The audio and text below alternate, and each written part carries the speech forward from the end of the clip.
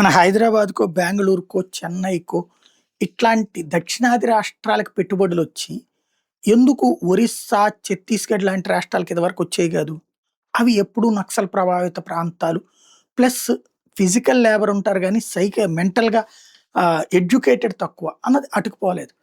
అలాగే పెద్ద పెద్ద నగరాలు ఉన్నటువంటి అతిపెద్ద ప్రాంతాలైనట్టు ఉత్తరప్రదేశ్‌కి లాంటిది రాష్ట్రాలకి ఎందుకు పోలేదు? మధ్యప్రదేశ్‌కెళ్లారు. మధ్యప్రదేశ్‌లో పెట్టుబడులు పెట్టారు. రాజస్థాన్‌లో పెట్టుబడులు పెట్టారు. కానీ ఉత్తరప్రదేశ్‌లో పెట్టేవాళ్ళు గాదు. బీహార్‌లో పెట్టేవాళ్ళు గాదు. ఎందుకని? అక్కడ సెక్యూరిటీ లేదు, సేఫ్టీ లేదు. నాయకులు దౌర్జన్యం చేస్తారు పరిశ్రమల మీదన. డబ్బులు తినేస్తారు.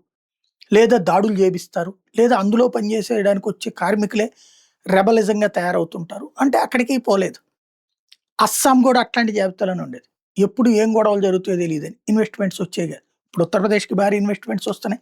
బీహార్‌కి భారీగా ఇన్వెస్ట్‌మెంట్స్ వస్తున్నాయి. అదే సందర్భంలో అస్సాంకి భారీగా ఇన్వెస్ట్‌మెంట్స్ వస్తున్నాయి. టాటా వాళ్ళిప్పుడు సెమీ కండక్టర్ మ్యానుఫ్యాక్చరింగ్‌ని అస్సాంలో పెట్టేందుకు అడుగులు వేస్తుండటం అన్నది అస్సాం ముఖ్యమంత్రి హిమంత బిశ్వ శర్మ సాధించినటువంటి అతిపెద్ద ఘనతనాల.